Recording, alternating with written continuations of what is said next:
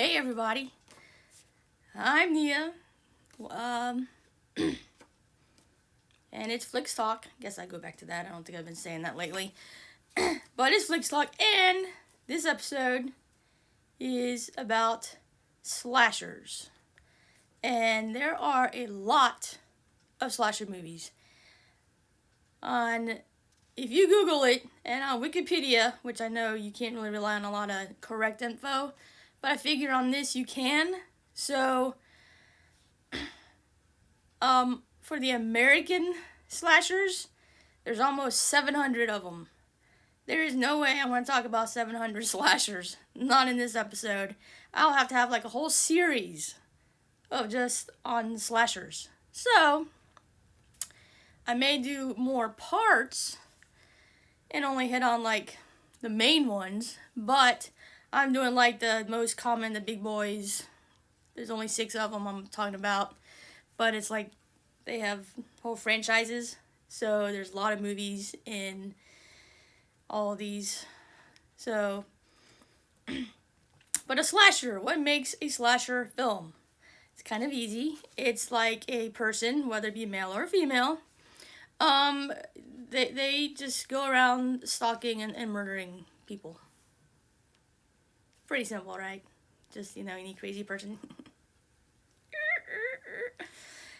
That's one. I'm not talking about that one. But anyway, so I want to go in order, and I'm going to do this purely by memory. So if I get any information wrong, I'm sorry. Just, let me know somehow. Anyway, so as I said, I'm talking about just 6 franchises, I'll say. And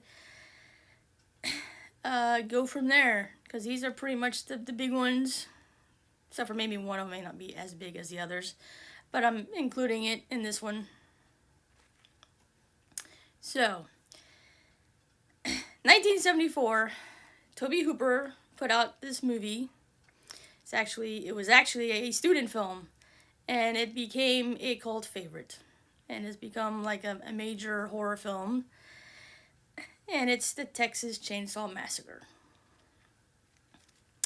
Several years ago, I don't know exactly what year, I went to a film festival here in downtown Birmingham, and at the Alabama Theater, I saw probably the last movie that was film, that was in print, not in digital like it is now, but they had actually a film print copy, whatever, of the Texas Chainsaw Massacre.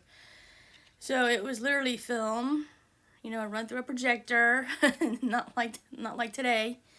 And so that was like one of like 3 copies that of existence.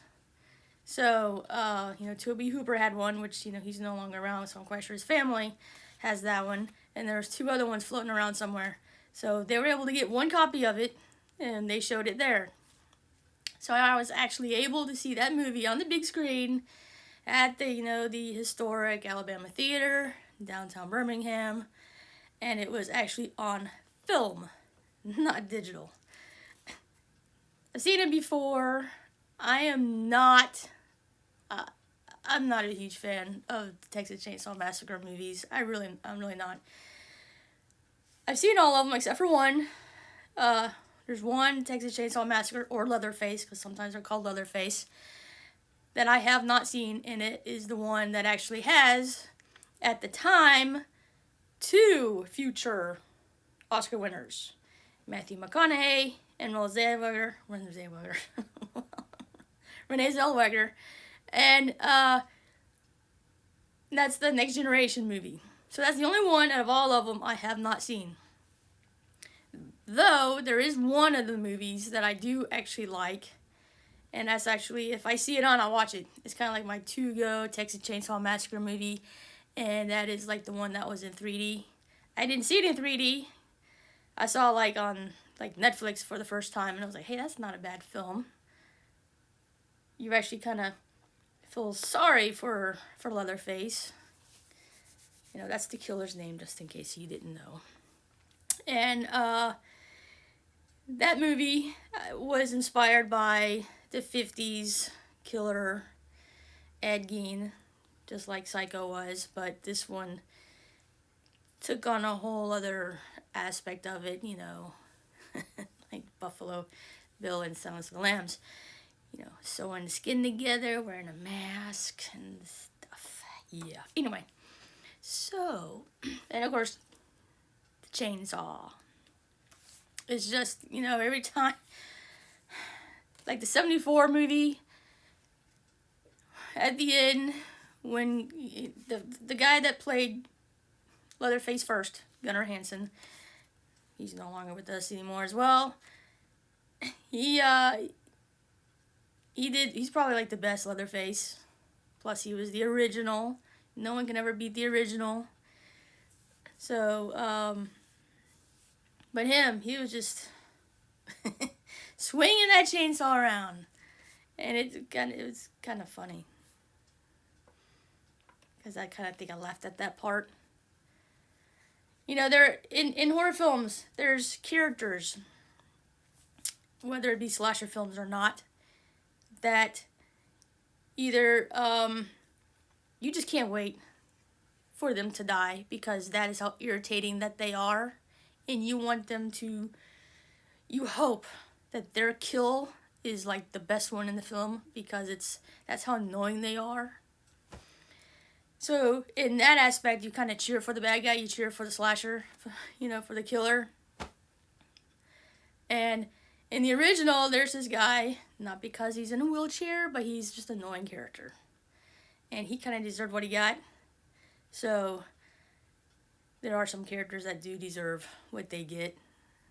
And almost all horror movies have them. I was like, dude, I hope your death is worth it. Because there are some, it's just, I don't know why. But sometimes they're the ones that survive. And I'm like, no, why? They needed to be dead. Because, it's... But sometimes, almost every horror film, especially slashers, they have characters you want to kill yourself. That is how annoying they are. And you just hope that maybe their kill scene is like the best, as I said. Really. So, there are 7 Leatherface or Texas Chainsaw Massacre films. The one actually came out this year, back in February on Netflix. It brought back a character from the original 74 to this one. I was expecting better from her in that film, but it is what it is what it is. It was. So, as I said before, I'm not a major fan of this franchise. It's okay. So, I've seen it. Actually, I think there's like a surprise ending in that film. It's actually, my jaw dropped at the very end, like the last scene, because I wasn't expecting it. So I was like, oh. Right when you think everything's all fine and dandy, the film is over, and it's, you kind of have the lighthearted music playing in a lot of the films. Bam! Something happens, you're like, oh, okay. And, credits start rolling. It's like, wow. So sometimes they end on a good note, and the whole movie, before that scene is like, and then bam! I was like, okay. And it's kind of, ending made it worth it, but anyway. So, 7 films from 1974 to 2022. Most of them they have the Texas Chainsaw Massacre, or 2, 3, and then I think the 4th one is the one I have not seen, and that's The Next Generation, and then they have the remake, which I actually rewatched today, and that, the remake, I actually prefer the remake to the original, a little bit better. So, it's got Jessica Biel in it. She's from Seventh Heaven, or she's married to Justin Timberlake. But, it's just, characters were better, and of course, it was more graphic than the original. But it's just, you know, sometimes you don't have to have all the blood and gore to be scary, even in slasher films. But, anyway. Texas Chainsaw Massacre. First came out in 74. There's 7 movies. And a lot of them you can watch streaming. So you just have to, whether it be Netflix or Tubi or Peacock or Prime or whatever, you just have to look it up and just see where you can see it, where you can watch it. So in 1978, here's the next one. I'm kind of going from the oldest to the newest.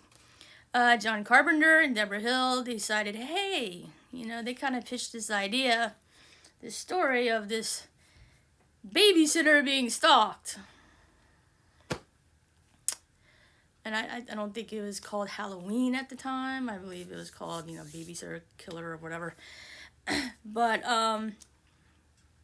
so what they did was, you know, they wrote the script. John Carpenter did the male, you know, all the men lines, and then Deborah Hill did all the female lines. So all the totallys that you hear came from Deborah Hill, who sadly, you know, she died years ago. I think after H2O, Resurrection, around in the 90s, I think.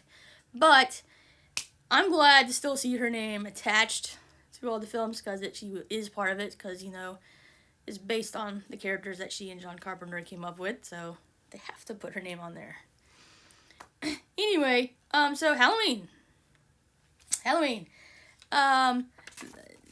11 movies, not including the Rob Zombie. I am not a fan of the Rob Zombie movies.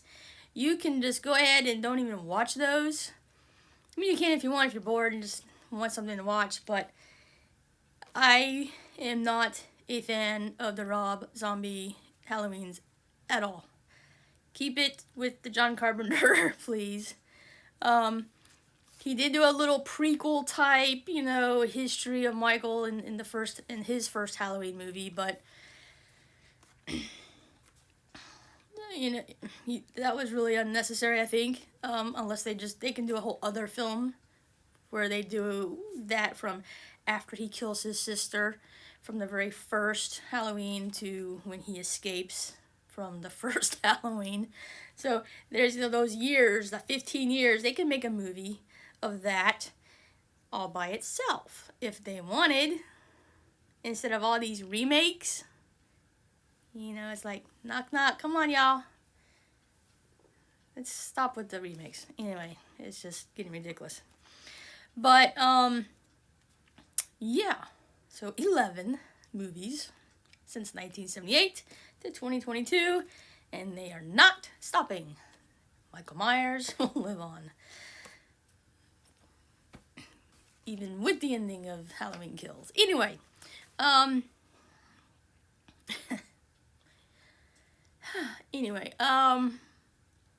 so Michael Myers. What to talk about? He's the killer in Halloween, just in case if you didn't know. When it comes to Michael Myers and those who wear a mask and don't say anything, like Jason, and even Leatherface really doesn't say anything or much. I don't think he really does. It doesn't matter who plays them, because you don't see their face, you don't see them. So there's been multiple Michael Myers. I think maybe one guy played him twice, but on that, about every Halloween, there was a different guy playing Michael Myers. And the first Michael Myers, actually, he wasn't called Michael, he was called The Shape. That's very important if you watch Halloween Ends. Anyway, he was played by Nick Castle. That's because Nick Castle is a good friend of John Carpenter. Nick would say, hey, you know, can I hang around set, watch how things are done, kind of learn, because, you know, he went to film school, I believe, with John. And so John said, sure, but you know what? If you're going to be here anyway, I'm going to put you to work. So Nick Castle, who did become a director and have directed some good ones, he ended up playing the original Michael Myers. He has the great walk. Even Dick Warlock, who played Michael in Halloween 2, he had to walk down too, and his mask, the mask in 2 is actually scarier than in the first one to me. I mean, they had different masks that they were choosing. Who's going to play Michael Myers, or what mask should they play, or should they wear? And so, hey, what better mask than William Shatner from Star Trek? Captain James T. Kirk. Just repainted it, make it pale, and cut the eyes up a little bit wider, and just, they just did their own little modification of the mask, and boom, there is Michael Myers. Now, there's one thing I always question, and still gets on my nerves from the original Michael, or original Halloween, about the original Michael. The kid, the 6-year-old Michael, since he was the first one, officially. He kills his sister, stabs her up in the bedroom, and he walks out because he's in this clown outfit. His parents come home. He's holding his knife. And, the dad takes off the mask, and both parents just kind of stand there staring at him, looking at him. I'm like, what parent is going to do that? Even in 78, or by then it was 63, I believe, when that took place. So, I'm like, wait a minute. For one thing, they would see a bloody knife in the kid's hand. One parent would be like, take that knife away. Start talking to him. What the heck did you do? What's going on? Tell me what happened. Blah, blah, blah, blah. The other parent would run in the house looking for the daughter. The other kid, I mean, things would just be going on, but somehow they directed it where the parents would just stand there. Mother's hands were in her coat pocket. Kind of still gets on my nerves on that scene. I don't understand that. Anyway. So there's Halloween, Halloween 2, Halloween 3. Has nothing to do with Michael Myers, though Halloween is shown in the movie that the kids are watching. I believe the kids are watching it. It's on TV anyway, somewhere in the movie. Then there's Halloween 4, The Return of Michael Myers. Halloween 5, The Revenge of Michael Myers. Halloween 6, The Curse of Michael Myers. And then Halloween H2O, Resurrection. And then we get the last 3, Halloween 2018, and then Halloween Kills, and Halloween Ends. That should be 11. So, yeah. Halloween 3, as I said, has nothing to do with Michael Myers. And so, if you watch it thinking that you won't really see Michael in it, except for just like in the movie on TV, then you're good. And as a movie by itself on its own, at first I hated it. I hated that one because it had nothing to do with Michael. But the later on, the older I get and the older I get, I kind of appreciate it, because it never meant to be all about Michael Myers. That's not the route that John Carpenter and Deborah Hill were going. They kind of wanted each movie to have a different story, but it didn't turn out that way. They introduced a male killer, and people liked it better. So, but Halloween and Halloween 2 is pretty much like one movie cut in, kind of one long movie just made into 2. It happened on the same night. So if you're going to watch Halloween, watch Halloween 2. That way it's like the same night.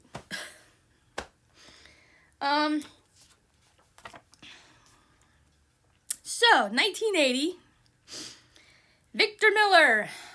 I'm going to be nice on this one. I'm going to be nice on this one. I'm going to be nice on this one. Okay, Victor Miller. There's a reason why there hasn't been a recent Friday the 13th. So here's about Friday the 13th, 1980. Sean S. Cunningham put out this movie called The Friday the 13th with a young upcoming star, Kevin Bacon.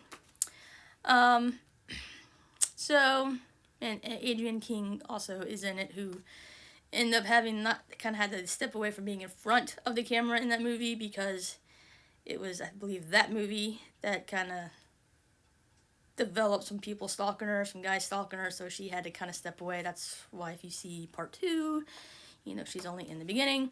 So, and then she does, I think she did more voice acting than actually being in front of the camera. So, but anyway, Victor Miller, as I said, there's the reason why there's not any recent Friday the 13th, except for the Freddy vs. Jason, I think is the most recent one. And that's because Victor Miller, he came up with the movie, he came up with the story, the characters, and it's all legality issues. It's all held up in the courts, and it's all because of him. So that's why I said I'm trying to be nice. Just, he needs to give it up. If he sees how Halloween's doing, and they haven't really done any, well, I'm not going to go there. But anyway, so 11 movies of Friday the 13th with 1 remake.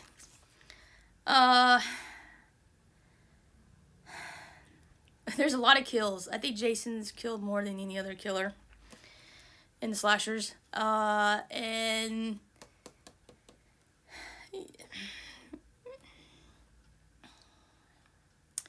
every movie has someone that you would know from other movies that may have kind of used that as just a little stepping stone to go higher. Crispin Glover was in the final chapter, and he was Marty McFly. Honk. was McFly in Back to the Future. Hello, anyway.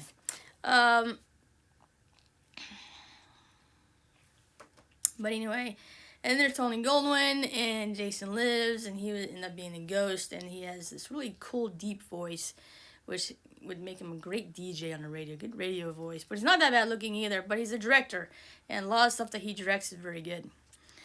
So there are like upcoming people who were in those movies that have become quite successful. So, you can't really kind of, let me say, poo-poo on horror films because they're the stepping stones for actors and actresses who want to make it in Hollywood. They got to start somewhere, so usually it's horror. And then just first step on the ladder and they move up. So it's beginning work. But then sometimes you have known people who actually go to horror, kind of take a step back, even though they may be really successful, but take a step back because they want to be, maybe because they like the story or something, I don't know. But Jason Voorhees, he is the killer in most of the Friday the 13th, except for the first one. So if you ever get a trivia question, who is the killer in Friday the 13th?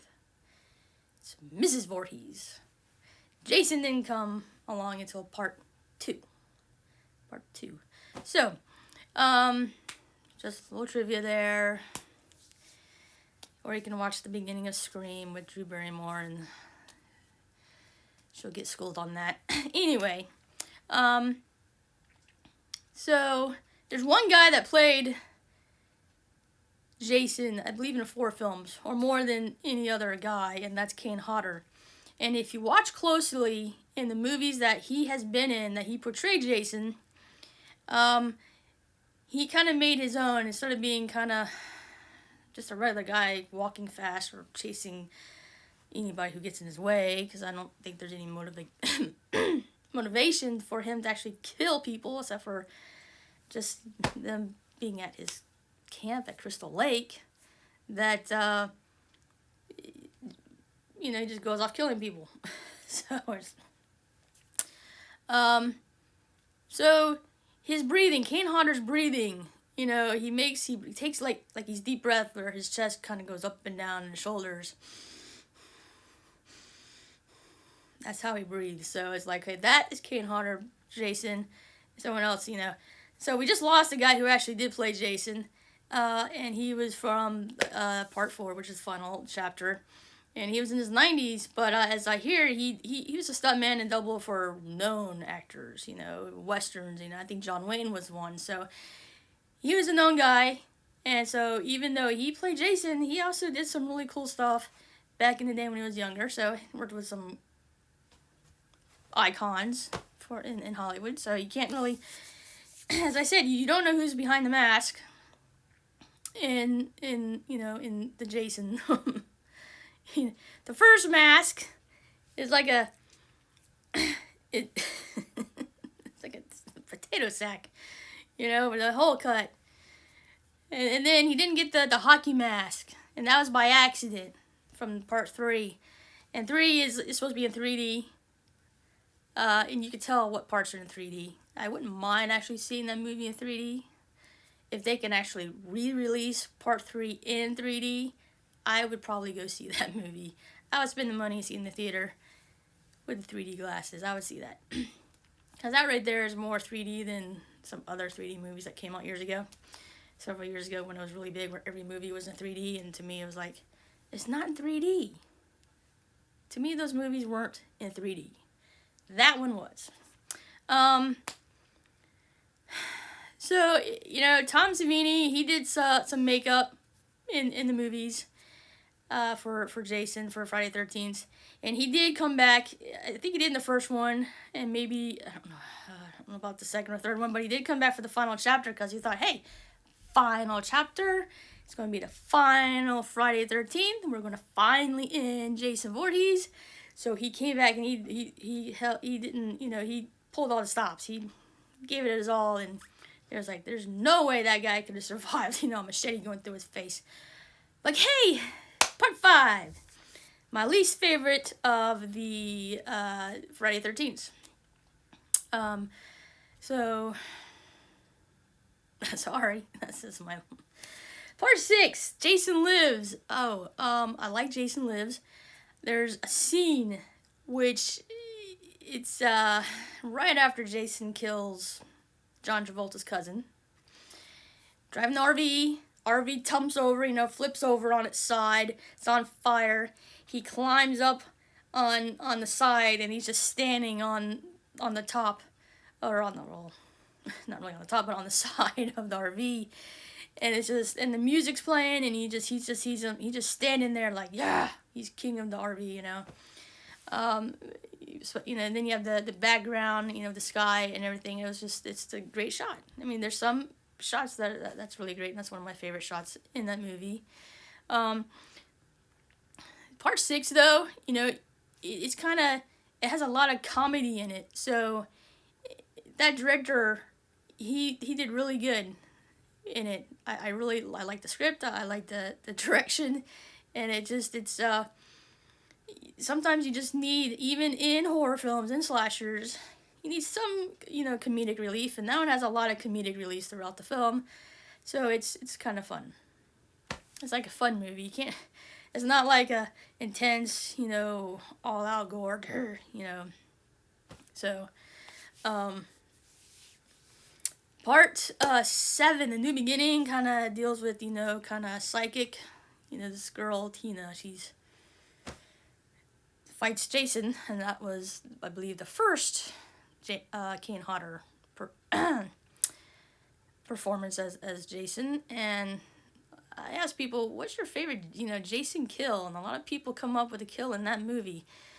And it happens to actually be a kill that Kane Hodder was really pissed over. I don't know, he was really mad that day for some reason. And when he picked up that sleeping bag and smashed it into that tree, he used all force. So whatever, I know it wasn't a real person, but whatever was in that sleeping bag, and he smashed it across.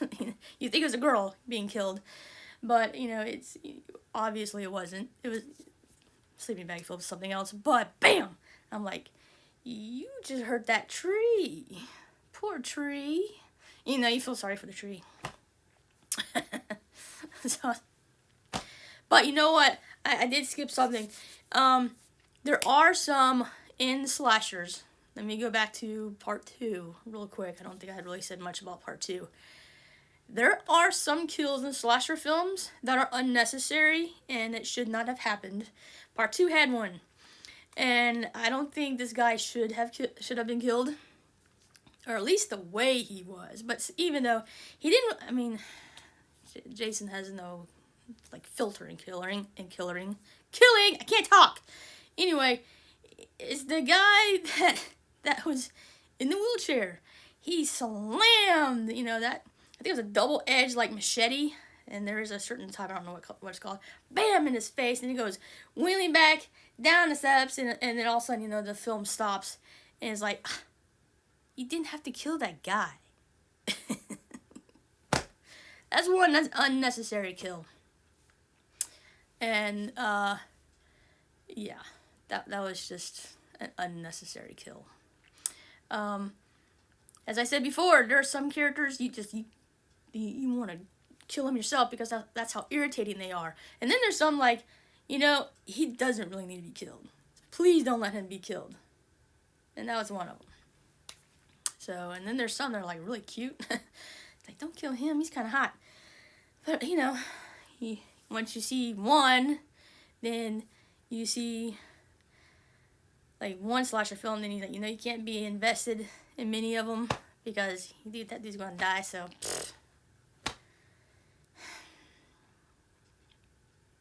Final girls. Like, every single movie has final girls. 8.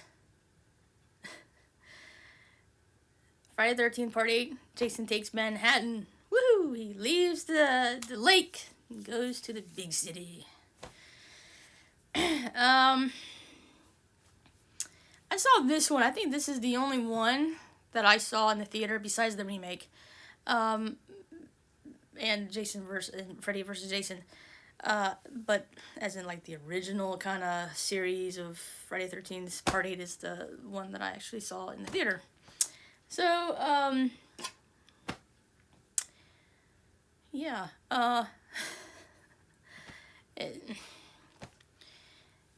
what to say about that? The funny part, he sees his mask that he wears on the billboard, like in Times Square, and he's like, there's a little cock into the head, and I'm like, okay, a little nod to Michael Myers, because Michael Myers is the one that kind of does the head this way. But anyway, yeah. So, and then there's Jason Goes to Hell, because after this, I don't think they can't use Friday the 13th anymore, because, Victor Miller had a little hissy fit or something. You can't use the Friday the 13th or something anymore. So it's like Jason Goes to Hell. Then you got Jason X, where he's in space. Gets a really cool mask, though. Kind of like this, I don't know, futuristic type mask. So, yeah. There's really not, I don't really remember, back to Jason Goes to Hell, I remember very little. That's another of my least favorite of his. Don't watch Jason X, even though I think Jason X has the most kills in any of the Friday 13th / Jason films. There's 11. I don't know if I told you that. There's 11 Friday the 13th Jason films and one remake. So, remake is they tried, but I think they were going to make a sequel to it, and that didn't happen. And then, of course, Victor Miller, legality issues, whatever, tried to keep it up in courts. He just doesn't want the movie to be remade or make more of. I just don't know why, whatever. So, anyway, 84, Wes Craven. Yes, 84, Wes Craven.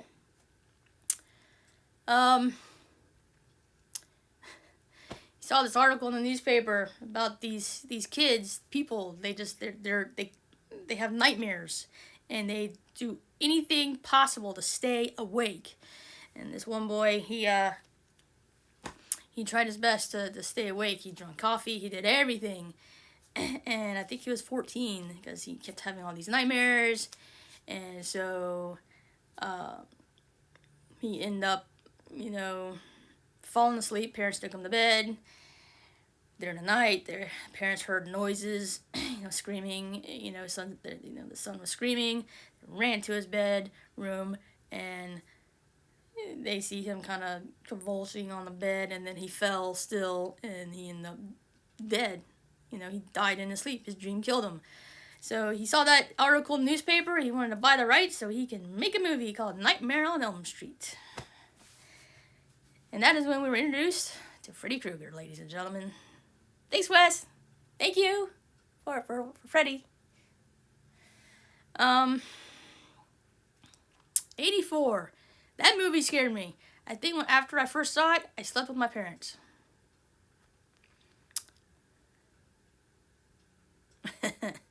Yeah, the first one's good. First one's great. The ending, one thing I didn't like is the ending, when the mother gets sucked in through that little window in the front door. Other than that, I liked everything else, though. Part 2. They rushed to make it. Came out like the next year. I would have to say this on part 2. A few things. But one, I wouldn't want Freddy Krueger as my bus driver because he would be very unsafe as a bus driver. So no thank you.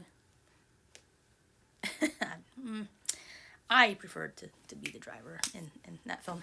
Another one, that one's pretty much known as the gay Freddy, the gay Nightmare on Elm Street movie, because of the stuff that's portrayed in the film. Even though it has really nothing, just the main guy's dancing, and I think some posters hanging up in his room. So it's not like they need guy-on-guy action or whatever, but it's just type of, and plus the guy that actually played him is gay, but anyway. 3 is one of my favorites. I like 1, 3, 4, I think probably are like my favorites. The Dream Warriors. That one has a future Oscar winner itself, Patricia Arquette. And return of John Saxon, who was also in the first one, and Heather Langenkamp, who played Nancy from the first one. They both reprised their roles in the third one. 4 and 5, they're almost... 3, 4, and 5 kind of all deal with Kristen. Just like there's Tommy Jarvis in the Friday the 13th. But different Kristen in 4, because Patricia Arquette wanted to do other things. She didn't want to reprise her role. So, which is fine.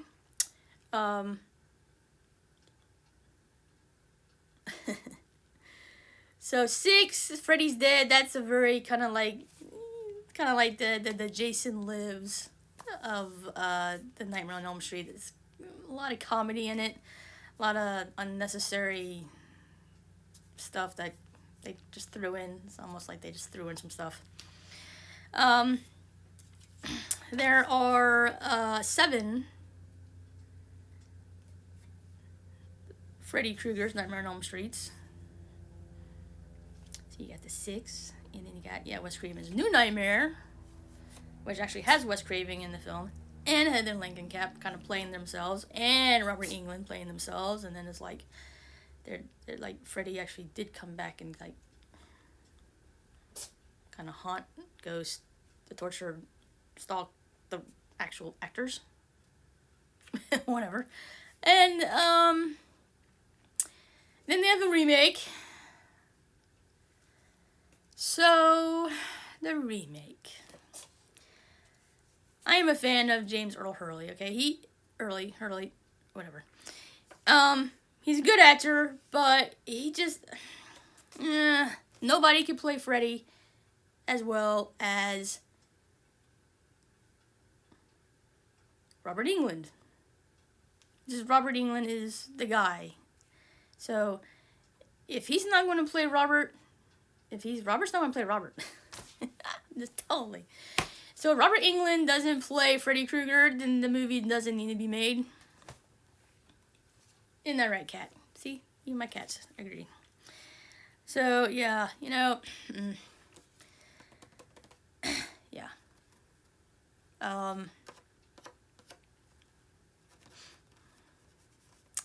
Trying to think.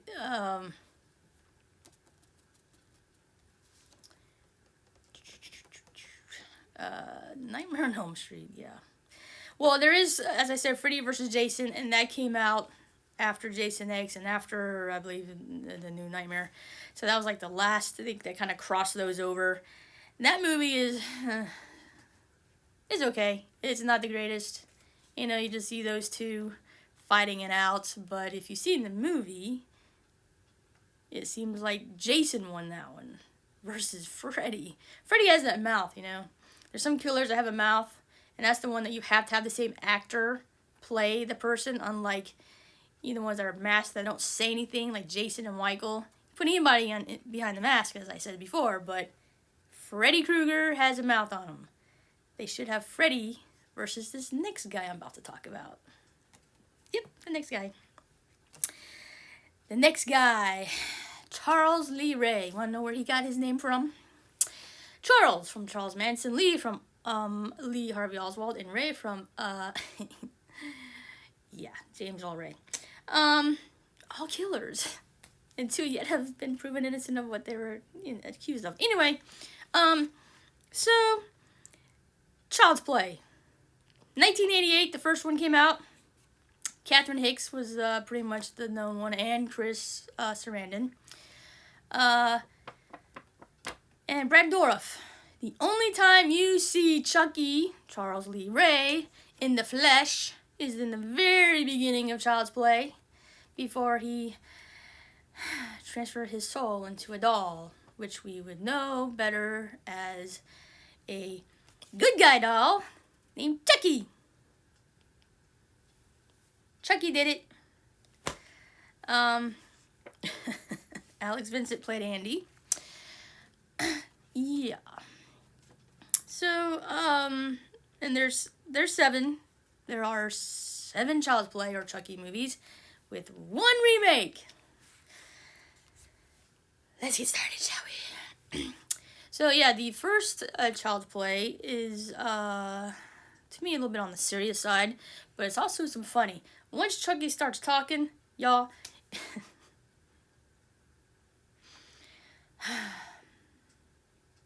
elevator scene in the first one, it's classic. It's classic. An older couple. The dog, Chucky, is in the elevator, taking the elevator up to Andy's apartment. And older couple gets in the elevator, and they just kind of look at the doll, and the woman says, "God, ugly doll." As soon as the couple leaves the elevator, well, Chucky has a little something to say about that. And he's like, F you.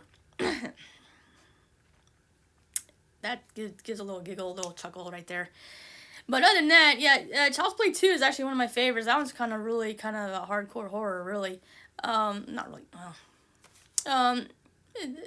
He's more serious. He doesn't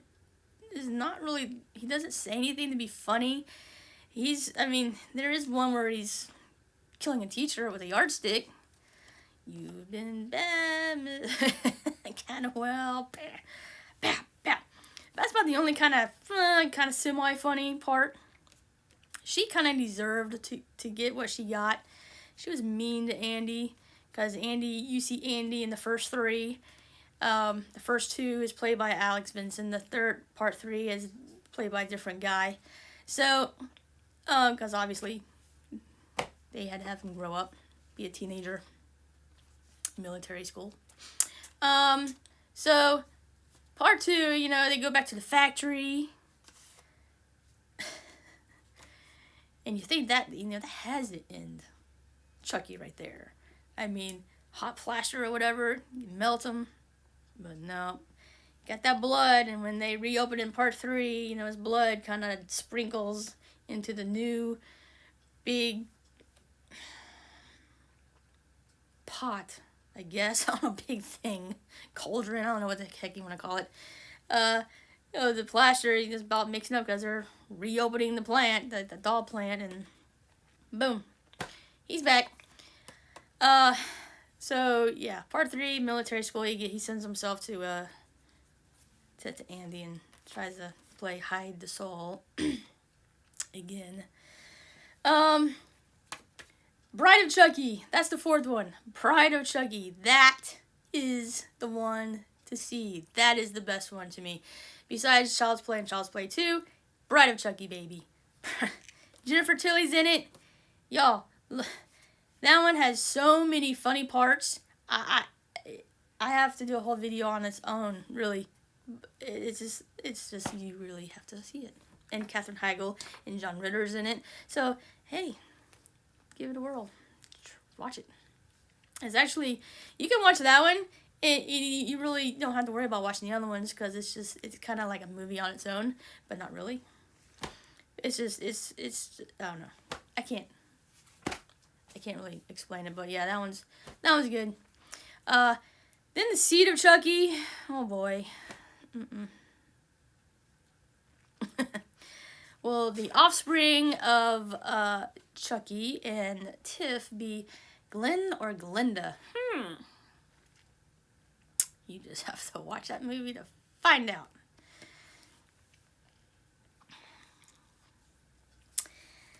Let's see, yes, there's 7 Child's Play movies. I think I said that with one remake.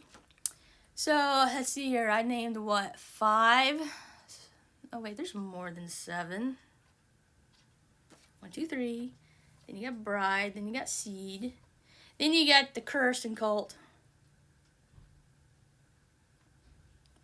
Never mind. So, yeah, then there's The Curse of, you got The Curse of Chucky. And then The Cult of Chucky. And those were pretty much straight to video, DVD, whatever. The remake. Let's talk about the remake for a moment, shall we? It's on Peacock. I believe you could, it's still on Peacock. You can watch it. And they have a series. The Chucky series. It's very good. Y'all need to see it. Season 1 is already out. Season 2 has been put out this month. So I think it's ongoing. Which it's not that bad. Actually, the series is not that bad. Just go ahead and put that out there. But anyway, the remake. Brad Dourif, who voiced the doll. Once again, like Freddy, even though you don't really see Chucky, except for the very beginning of Child's Play in 1988, you hear his voice. You know it's Brad Dourif voicing it. The remake got someone else to voice the doll. They didn't get Brad Dourif. I don't know if because maybe they asked him and he didn't want to do it, or they didn't ask him at all, just try to go in a whole new, different direction. I don't know. But, they got Mark Hamill, who will always be Luke Skywalker. But, and he does a great voice. He's a great voice actor. Great. I mean, he does, I've heard his voices that he does, and he's great. He does the Joker in a lot of the animations, Batman movies, so incredible Joker. Okay, I mean, he's got that laugh down. I mean, he's Joker when it comes to animation. But still, the remake doll is a little bit scarier, not looking, but scarier than the other Chuckies. And this is why. It's kind of like a robot. This new Chucky is like a robot. It can record you. It will like learn your voice. It'll go ahead and kind of, how it's already some things like Siri or Alexa kind of said program your voice. And so that way it can recognize who's talking to you. It does that. It will record you. It will watch you.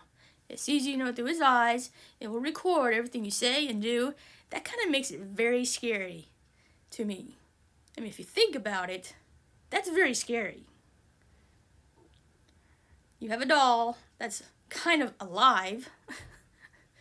Bring back, kind of get the idea from the Johnny Five from the Short Circuit movie. He's alive. Johnny Five is alive.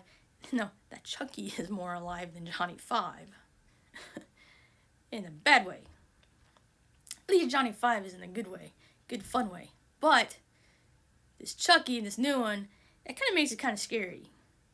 Because it can go back and play back. I mean, you could lie to your parent and say, no, I didn't say that. Here comes Chucky. Excuse me. This is what really happened. And he'll go back and play exactly what? So, yeah. That one right there watches you and records you. That could be really scary right there. So, when it comes in that aspect of Chucky of the doll, that makes it scary. So, last but not least, I said there's 6. I talked about 5. In 1993, these movies should be playing in March, but you know what? They play them every other month of the year, except when they should be playing them. See, these streaming services, they should play Friday the 13th on Friday, on months that have Friday the 13th, all the Halloweens in October, but do they? No. But anyway, yeah. Jennifer Aniston was in this movie. It's sort of like her first horror film. Beginning of her career, before Friends, Leprechaun. There's 6 with one remake. One remake? No. Anyway, there's more than 6 movies. I don't think there's a remake, but there's like just other movies that they did towards like recently that they didn't have the same guy that played the Leprechaun in the 7 movies. Let's see, 4. Then they have. Anyway, because that's the only ones I'm trying to include. Because I know there's more, a few other ones that. Warwick Davis, who played who played an Ewok in Return of the Jedi. Warwick. No. Wicket. Thank you. Warwick Davis. Anyway, and he played Willow. So the guy that played Willow and Wicket played Leprechaun. And after those movies, they had a different guy, or a kid, play the Leprechaun. And I didn't even give that, like, the origins. And then there's another one. I don't know. I didn't even watch them. So once Warwick Davis didn't play the Leprechaun, I haven't seen him. So I don't think I've seen all of the Leprechauns. But I like the first 2 for sure. I can watch those and not have a problem. The other ones, there's ones in space and there's Into the Hood and Back to the Hood and... Okay. So, yeah. The Leprechaun, the first one, I mean, I think I saw that one in theater. It came out in 93 and I worked in the theater then. So I'm quite sure I did see that movie in the theater. It was okay. I mean, Leprechauns aren't the greatest movie ever. The guy, the Leprechaun does have somewhat of a sense of humor. Just like almost, I don't know, maybe they need to have a Freddy Krueger, a Chucky, and a Leprechaun movie, and see, since they all have a mouth on them, who would be the best? Kind of have like a little showdown. But yeah, Leprechaun 93 to, I think, so just recently they had some come out. So yeah, I haven't given the other ones a try. I don't know. I'm not. You get so used to one guy playing that character, you're not even interested in seeing someone else play that character. Just like Robert Englund, always be Freddy. James Earl Haley, sorry, I mean, he did okay, but I'm not a fan of that film at all. So, of the Nightmare on Elm Street. So, and just like they replaced the voice of Chucky with Mark Hamill. Nothing against Mark Hamill, but Brad Dourif will always be Chucky. So, you guys, they think, hey, we're just going to redo it and kind of have someone else play the guy or revoice it. And it doesn't do as well. You think Hollywood would learn, but it's like, no, they're just going to do what they want and how they want to do it. And to you, to the viewers. This is what we're going to do and how we're going to do it. And if you don't like it, then watch it. Pretty much. And then it doesn't do very well. So, but as I said, if they have a mask on, like Michael and and Jason and Leatherface. They were all played by different guys because you can't see them and they don't really say anything. And if they do, you just hear grunts anyway. And so, that's it. I don't know if I told you this. I think I said this. Yeah. But yeah, look, I can go back on to Wikipedia and talk about more slasher films in another one. But this video is almost an hour long, and I only talked about 6 because these are the big ones. These are big franchises. And there are some other ones that have other number of sequels. So I might do a sequel to this, to these slashers. But these are the big ones. I think these are the most, except for maybe a Leprechaun. May not be a main one, but the other ones for sure. Stutter. Anyway. Yeah, so those are, I think, the big ones, the big boys of the slashers. Of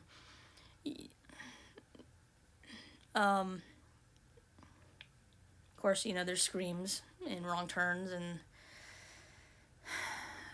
other ones that I'll have to get to. I do want to do a video on the Scream movies, but I have to have someone with me. So that one that one's, I'll say, coming soon. I just don't know when, because there's just someone that I have to have with me in the video because, well, she knows the Screams better than me, and I have to have an expert on those films with me. I just can't talk about them on my own. So she knows who she is if she watches this video. You know who you are. So so would you mind doing that video with me about Scream? Anyway, I think she said, yeah, yes. So anyway, hey, thanks for watching. It's been almost an hour. Sorry to keep you so long, but thanks for watching, and sorry for the long delay between videos. I was trying to come up with a different angle on how to do this, and I just kind of winged it, so that's probably why it's so long. So thanks for watching. See you next time. I may do a location video tomorrow, so, and just to kind of drive around the neighborhood, show some Halloween decorations. Besides, you know, it's gonna be Halloween in another week from tomorrow. But anyway, hey, y'all, thanks for watching. Subscribe, watch some of my other videos, and be good. Bye, guys.